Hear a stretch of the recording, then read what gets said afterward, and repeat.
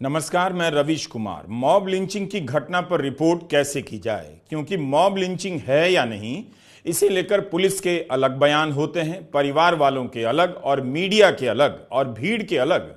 आप केवल पुलिस के बयान पर ही भरोसा नहीं कर सकते। हाल ही में छत्तीसगढ़ के रायपुर में घटना हुई तो बजरंग दल और विश्व हिंदू परिषद के लोग उन पुलिस अफसरों पर कार्रवाई करने की मांग करने लगे जिन्होंने एक मामले में मॉब लिंचिंग के आरोप लगाए।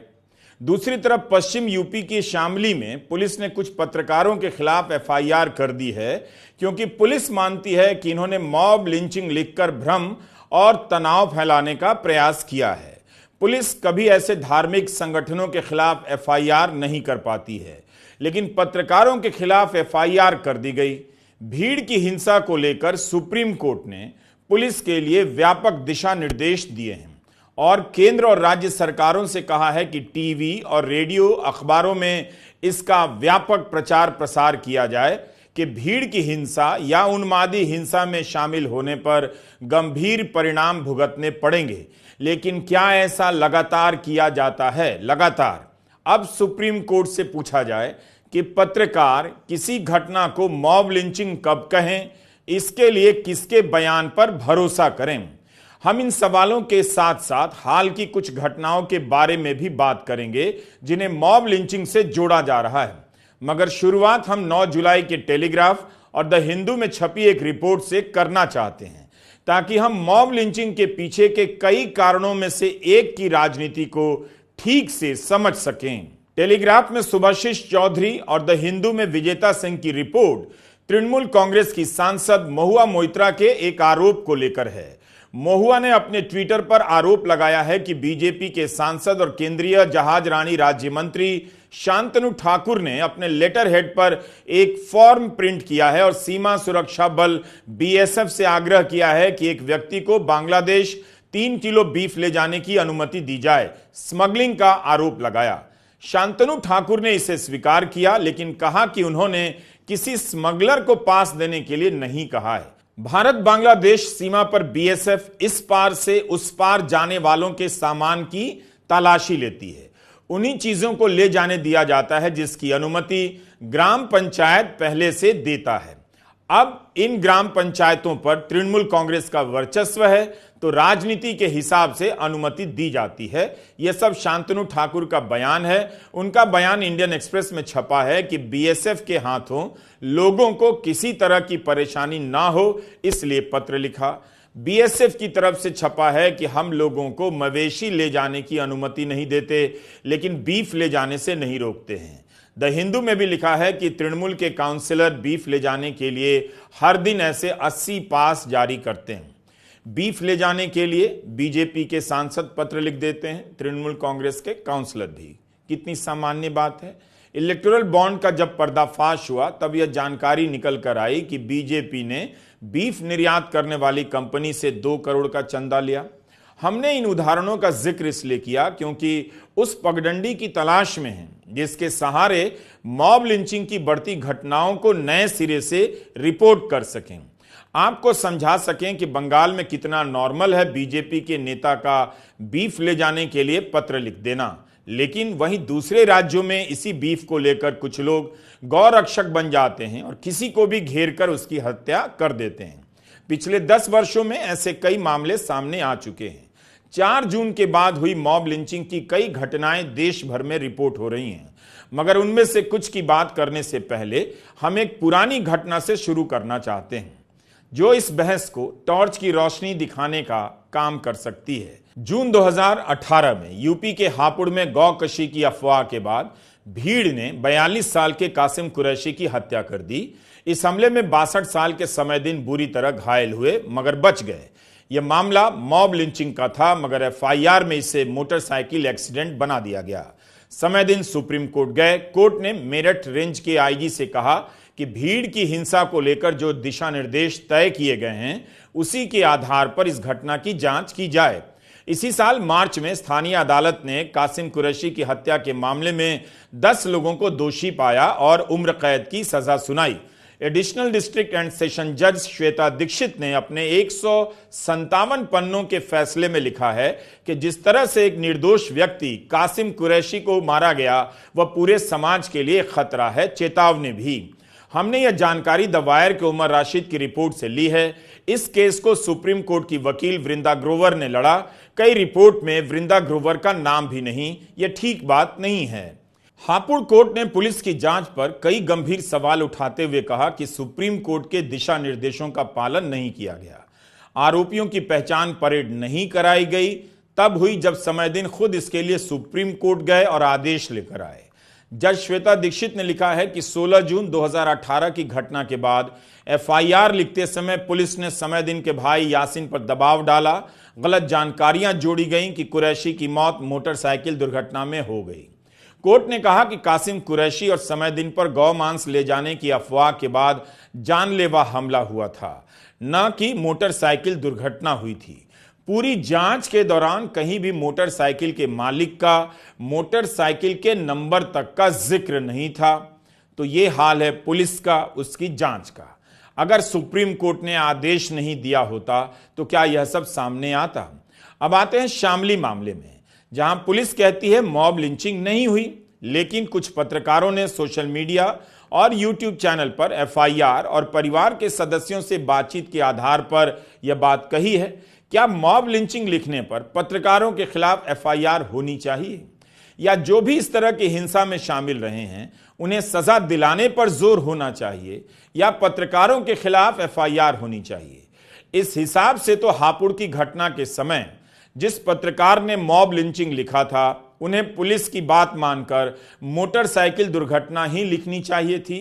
स्क्रोल ने शामली के थाना भवन के एसएचओ से बात कर लिखा है कि यूट्यूब चैनल हिंदुस्तान मीडिया के खिलाफ एफआईआर हुई है। पुलिस के अनुसार चैनल ने भ्रामक जानकारी प्रकाशित की। यह चैनल बिहार के पत्रकार सदफ कामरान का है। इसके 3 लाख सब्सक्राइबर्स हैं। कामरान का कहना है कि उन्होंने परिवार वालों से बात की थी, जो एफआईआर में लिखा है उसके आधार पर रिपोर्ट बनाई। कामरान का यह भी कहना है कि अगर मैंने न्यूज की रिपोर्टिंग की है तो एफआईआर कैसे हो सकती है? यह बात ठीक है। इस एफआईआर से पहले पुलिस ने 6 जुलाई को एक और एफआईआर दर्ज की थी, जिसमें पत्रकार जाकिर अली त्यागी, वसीम अकरम त्यागी के अलावा 3 अन्य लोगों पर सोशल मीडिया पर भ्रामक जानकारी फैलाने के आरोप में एफआईआर की। इन तीनों के नाम है आसिफ राणा, सैफ इलाहाबादी और अहमद रजा खान। एफआईआर में फिरोज के परिवार वालों ने आरोप लगाया है कि वह कुछ काम से आर्यनगर गया था, जहां कुछ लोगों ने उसकी पीट कर हत्या कर दी। शामली के एसपी अभिषेक ने भी स्क्रोल से कहा है कि यह मॉब लिंचिंग का केस नहीं है। फिरोज किसी के घर में घुसने का प्रयास कर रहा था, उस दौरान पीटा गया, पोस्टमार्टम किया गया है। पुलिस का कहना है कि तनाव फैलाने के इरादे से सोशल मीडिया पर मॉब लिंचिंग का मामला बनाया गया। Press club of India, Indian women press core और ऑनलाइन न्यूज मीडिया की संस्था डिजीपब ने पत्रकारों के खिलाफ एफआईआर की निंदा की है। डिजीपब ने कहा है कि जनहित में न्यूज प्रकाशित करने पर पत्रकार के खिलाफ एफआईआर दर्ज करना क्रिमिनल लॉ का दुरुपयोग है। पुलिस को एफआईआर वापस लेनी चाहिए। शामली की घटना 4 जुलाई की है। फिरोज की हत्या के मामले में पुलिस ने पिंकी, पंकज, राजेंद्र और उनके साथियों को नामजद किया है। ये सब हम मीडिया रिपोर्ट के आधार पर ही बता रहे हैं। पुलिस ने पत्रकारों और अन्य लोगों के खिलाफ भारतीय न्याय संहिता की धारा 196 और 356 के तहत धर्म के आधार पर शत्रुता भड़काने का मामला दर्ज कर दिया है। पुलिस कहती है कि मॉब लिंचिंग नहीं है, लेकिन दूसरा वर्जन है कि भीड़ ने हत्या की। इस तरह के मामले कई बार आ चुके हैं कि जो मारा गया है उस पर घर में घुसने या चोरी का आरोप लगा दिया जाता है। यह भी देखा गया है। इसलिए सवाल उठाने में किसी को क्या दिक्कत हो सकती है? कई लोग किसी को पकड़कर मारते हैं, अधमरा कर देते हैं, बाद में मर जाता है। इस दौरान वे पुलिस को सूचना क्यों नहीं देते? ऐसी तो कोई सूचना नहीं है कि फिरोज के पास हथियार था। पुलिस यह भी देखे कि क्या ये सभी नफरती सोच के आवेश में ऐसा कर बैठे। इस वीडियो में हमने हापुड़ का उदाहरण दिया शुरू में। तब पुलिस कहती थी कि मोटरसाइकिल दुर्घटना में कासिम कुरैशी की मौत हुई, गौ हत्या के शक में भीड़ ने उनकी हत्या नहीं की। अब अगर हापुड़ की घटना के मामले में पुलिस के बयान पर ही भरोसा कर लिया जाता तो क्या कासिम कुरैशी को इंसाफ मिलता? शामली के मामले में द वायर में उमर राशिद पुलिस से भी कुछ सवाल करते हैं। उमर राशिद लिखते हैं कि इस मामले में अब तक पुलिस की ओर से कोई वीडियो जारी नहीं किया गया है, जबकि आमतौर पर वीडियो के तहत मामले की पूरी जानकारी पुलिस दे देती है। फिरोज की पिटाई और उसकी मौत 4 जुलाई को हुई, जबकि पुलिस ने एफआईआर 5 जुलाई की दोपहर दर्ज की। पुलिस ने जब फिरोज के भाई अफजल का बयान लिया, उसमें लिखा कि फिरोज कभी कभार नशा करता था। पुलिस का कहना है कि मॉब लिंचिंग के कारण फिरोज की मौत नहीं हुई और उसके शरीर पर कोई निशान मौजूद नहीं है, जबकि द वायर से बात करते हुए अफजल ने कहा है, जो फिरोज के परिवार वाले हैं, कि जब फिरोज को घर लाया गया तब उसकी हालत बहुत खराब थी, थोड़ी देर बाद उसकी मौत हो गई। पोस्टमार्टम में यह बताया जा रहा है कि कोई चोट नहीं लगी है, तो फिर फिरोज की मौत आखिर कैसे हुई? राष्ट्रीय लोकदल के थाना भवन से विधायक अशरफ अली खान ने इसे मॉब लिंचिंग नहीं कहा है, हत्या कहा है, और घटना के 2 दिन बाद वे अपने बयान में कहते हैं कि इसे मॉब लिंचिंग कहना ठीक नहीं होगा।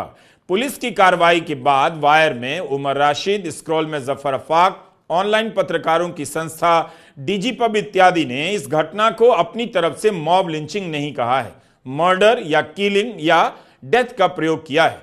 तब भी क्या ऐसा कहने से समाज में तनाव फैल जाता है? मॉब लिंचिंग लिख देने से क्या पत्रकारों के खिलाफ एफआईआर होनी चाहिए? अगर परिवार के लोग आरोप लगा रहे हों तो क्या पत्रकार रिपोर्ट ना करे? जून के महीने में अलीगढ़ में भी एक घटना हुई जिसके मॉब लिंचिंग होने या नहीं होने को लेकर विवाद चल रहा है। अलीगढ़ की घटना में भी जो मारा गया है उस पर घर में घुसने और चोरी करने के आरोप लगाए जा रहे हैं। अगर पुलिस हापुड़ मामले में ही तुरंत भीड़ के खिलाफ कार्रवाई कर देती तो आज शामली में पिंकी, पंकज, राजेंद्र जाने अनजाने में कभी ऐसा काम नहीं करते। अलीगढ़ में भी कई लोग जो अच्छे साधन संपन्न परिवारों के हैं वो आज जेल में नहीं होते। अब इन सभी के खिलाफ जांच तो होगी, मामला भी लंबा चलेगा, हो सकता है जेल में लंबा रहना भी पड़े। इस तरह से हापुड़ के मामले में कुछ लोगों को उस समय तो लगा था कि राजनीति के दम पर उन्हें कुछ नहीं होगा, क्योंकि बहुत सारे नेता, बहुत सारी भीड़ आती थी उनके समर्थन में। मगर हुआ क्या? 6 साल बाद 10 लोगों को आजीवन कारावास की सजा सुनाई गई। इसलिए शामली और अलीगढ़ के मामले पर बात करते हुए हापुड़ के मामले में जो सजा सुनाई गई है उसे आप सामने रखिए तो चीजें साफ होंगी। हापुड़ केस में आजीवन कारावास की सजा पाने वाले दोषियों के नाम हैं युधिष्ठिर, राकेश, कानू, सोनू, मांगेराम, रिंकू, हरिओम, मनीष, ललित और करण पाल। इन 10 लोगों के अलावा एक नाबालिग भी है, कासिम कुरैशी के भाई सलीम, और समय दिन ने इनकी फांसी की सजा का विरोध किया है। कहा है कि इन्हें फांसी नहीं दी जानी चाहिए, लेकिन गौ हत्या की अफवाह झूठी थी और इसके चक्कर में ये 10 लोग हत्यारा बन गए। यह याद रखा जाना चाहिए कि जिनकी राजनीति इससे चमकनी थी वो सत्ता सुख भोग रहे हैं, मगर इन 10 का परिवार भी बर्बाद हो जाएगा। बेशक कासिम के लिए इंसाफ की लड़ाई में सलीम का परिवार आर्थिक रूप से बर्बाद हो गया, जमीन बेचनी पड़ी और अपनों की जान गंवानी पड़ी। हापुड़ की घटना अकेली घटना नहीं है जो पुलिस की नाकामी को उजागर करती है। फिर भी हापुड़ की घटना से हम देख पाते हैं कि मॉब लिंचिंग के समय पुलिस बहुसंख्यक आबादी या स्थानीय आबादी के दबाव में आ सकती है। सुप्रीम कोर्ट की गाइडलाइन को अनदेखा किया जा सकता है, सबूतों से छेड़छाड़ की जा सकती है। अलीगढ़ में भी क्या हुआ? तंदूर में रोटी बनाने वाले औरंगजेब की हत्या के मामले में कई लोगों के खिलाफ केस दर्ज हो गया। 20 जून के जागरण में खबर छपी कि उन्मादी हिंसा में मुस्लिम युवक की पीट पीट कर हत्या की गई है, जिससे शहर में तनाव हो गया है। जागरण ने अपनी रिपोर्ट में उन्मादी हिंसा का प्रयोग किया, जिसे अंग्रेजी में मॉब लिंचिंग ही कहा जाएगा। इस मामले में पुलिस ने 6 लोगों को जेल भेजा, तो इन 6 आरोपियों को निर्दोष बताते हुए बाजार बंद कर दिया गया। बीजेपी और हिंदू संगठन के नेता सड़क पर आ गए। मेयर प्रशांत सिंघल और बीजेपी विधायक मुक्ता संजीव राजा ने धरना दिया।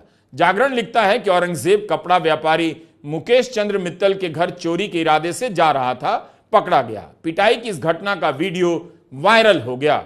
मुकेश चंद्र मित्तल और उनके बेटे राहुल सहित 10 लोगों के खिलाफ केस हुआ है। नवभारत टाइम्स ने लिखा है कि जो वीडियो वायरल हुआ है वो 2 मिनट 18 सेकंड का है। इस वीडियो में देखा जा सकता है गली में एक युवक नीचे गिरा हुआ है और उसे घेर कर कुछ लोग मार रहे हैं। दूसरा वीडियो 49 सेकंड का है, जिसमें एक शख्स घायल औरंगजेब के घुटने तोड़ने की बात कर रहा है। औरंगजेब पर चोरी का आरोप लगाया जा रहा है, लेकिन नवभारत टाइम्स में लिखा है और मैं हूबहू पढ़ भी रहा हूं। पुलिस अधीक्षक एम शेखर पाठक ने बताया, मृतक के परिवार की शिकायत के अनुसार फरीद यानी औरंगजेब जब देर रात ढाबे से लौट रहा था, रास्ते में भीड़ ने उसे घेर लिया और बुरी तरह पीटा। यूपी में बीजेपी की सरकार है। बीजेपी के ही नेता पुलिस पर आरोप लगा रहे हैं कि पुलिस मनगढ़ंत आरोप लगा रही है और गिरफ्तारी गलत है। इस राजनीति के बाद भी गिरफ्तार लोग अभी तक जेल में हैं। तो सबक यह है कि भीड़ की हिंसा में शामिल होने पर जेल होती है। अलीगढ़ का केस अलग है। जिन लोगों को जेल भेजा गया उनमें से कई प्रभावशाली लोग हैं, संपन्न हैं। हालांकि पुलिस जांच कर रही है, लेकिन किसी को तो सोचना चाहिए कि नफरती हिंसा की आग कहां तक फैल गई है। इस हिंसा का विरोध होना चाहिए, ना कि आरोपियों को बचाने के लिए प्रदर्शन करना चाहिए। अमर उजाला में छपी इस रिपोर्ट को देखिए, तस्वीरें भी और नाम भी पढ़िए। नामजद हैं डिम्पी अग्रवाल के अलावा अंकित वार्ष्णेय, जय गोपाल, चिराग वार्ष्णेय, राहुल मित्तल, कमल बंसल हत्या के मामले में जेल में हैं। मीडिया रिपोर्ट के अनुसार संजय वार्ष्णेय, ऋषभ पाठक, अनुज अग्रवाल, मोनू पाठक, पंडित विजय गढ़वाला का नाम भी आरोपियों में है और इनमें से कुछ के बारे में छपा है कि वे जेल में हैं और कुछ अभी नहीं। बताया जाता है कि इनमें से कई लोग साधन संपन्न हैं, अच्छा व्यापार करते हैं, इनकी दुकानें हैं। राहुल मित्तल के पिता मुकेश चंद्र मित्तल कामयाब व्यापारी हैं। इन लोगों ने कानून अपने हाथ में क्यों लिया? इनके लिए तो बहुत आसान था पुलिस बुला लेना। जब इनके समर्थन में बीजेपी के नेता प्रदर्शन कर सकते हैं तो ये लोग उन्हीं नेताओं से कहकर पुलिस बुला सकते थे या खुद ही पुलिस को फोन कर सकते थे। औरंगजेब के मरने के 10 दिन बाद उसके खिलाफ डकैती और छेड़खानी का मामला दर्ज कर देने से क्या उसकी हत्या हुई, यह तथ्य बदल जाएगा? सुप्रीम कोर्ट के दिशा निर्देशों के अनुसार यह साबित करना ही होगा कि 10 दिन बाद एफआईआर क्यों हुई। 4 जून के नतीजे आने के बाद देश भर से मॉब लिंचिंग की कई खबरें आई हैं। हम सभी घटनाओं का यहां जिक्र नहीं कर पाएंगे, वीडियो अंतहीन हो जाएगा। पिछले 10 साल में मॉब लिंचिंग की घटनाओं का अध्ययन करेंगे तो आपको हाल की घटनाओं और इसके बाद की राजनीति में कोई खास अंतर नहीं दिखाई देगा।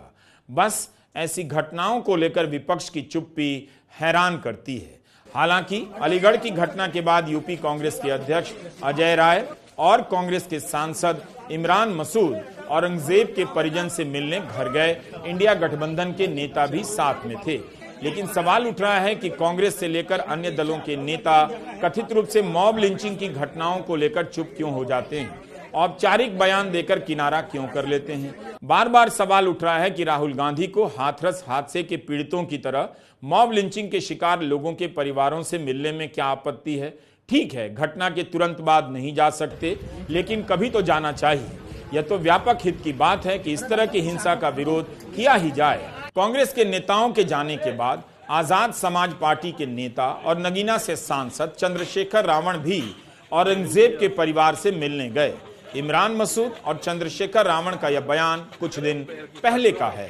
पार्लियामेंट चल रही, मैं 101% आपके इस मामले को पार्लियामेंट में जोर शोर से उठाऊंगा। इंशाअल्लाह इसलिए उठाऊंगा क्योंकि अगर मैंने नहीं उठाया तो आप ये मान लेना कि इस देश में आपकी आवाज उठाने वाला कोई बचा नहीं। देखिए, हम लोग सारे पार्टी के लोग हमारे प्रदेश अध्यक्ष अजय राय जी के नेतृत्व में यहाँ पर आए थे और चूंकि ये समाज के सौहार्द को तोड़ने वाली घटनाएं हैं और इन घटनाओं की पुनरावृत्ति ना हो, इसके लिए हम शासन से प्रशासन से ही बात करेंगे और निश्चित रूप से एक बहुत दुखद घटना है।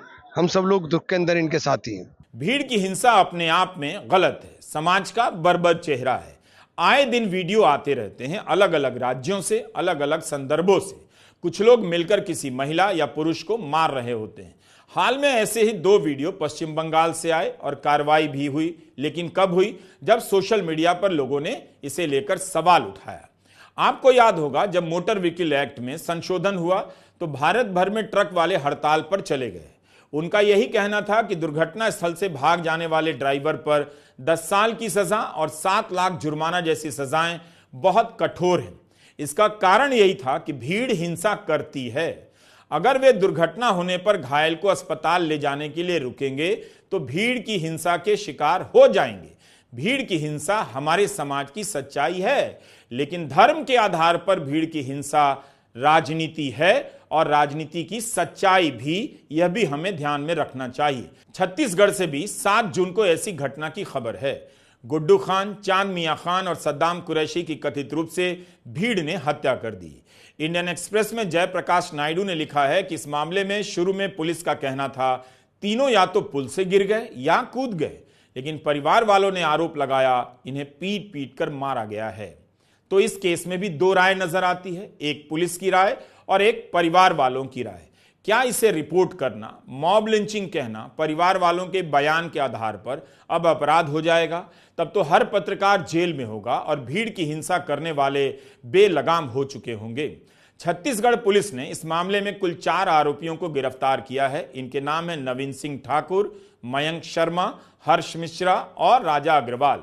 नवीन ठाकुर ड्राइवर हैं और मयंक शर्मा ट्रांसपोर्टर। राजा अग्रवाल भारतीय जनता युवा मोर्चा के महासमुंद जिले का प्रचार प्रमुख रह चुका है। इनकी गिरफ्तारी के खिलाफ बजरंग दल और विश्व हिंदू परिषद ने धरना प्रदर्शन किया। ये लोग मांग कर रहे थे कि इस घटना को मॉब लिंचिंग का नाम देने वाले पुलिस अधिकारियों पर कार्रवाई की जाए। अब यहां कई बातें हैं। उत्तर प्रदेश में बीजेपी की सरकार है, अलीगढ़ में पुलिस के खिलाफ प्रदर्शन करने वाले बीजेपी के नेता हैं, हिंदू संगठन हैं, व्यापारी संगठन है। छत्तीसगढ़ में बीजेपी की सरकार है, विश्व हिंदू परिषद और बजरंग दल के लोग मॉब लिंचिंग कहे जाने के खिलाफ प्रदर्शन करते हैं। तो केवल पुलिस नाराज नहीं होती है कि पत्रकार ने मॉब लिंचिंग क्यों लिखा, मगर पुलिस पत्रकारों पर एफआईआर कर देती है, इन संगठनों पर नहीं करती है। जिनकी सरकार है वो भी पुलिस पर दबाव डालने चले आते हैं कि पुलिस के खिलाफ कार्रवाई कीजिए कि उसने मॉब लिंचिंग क्यों कहा।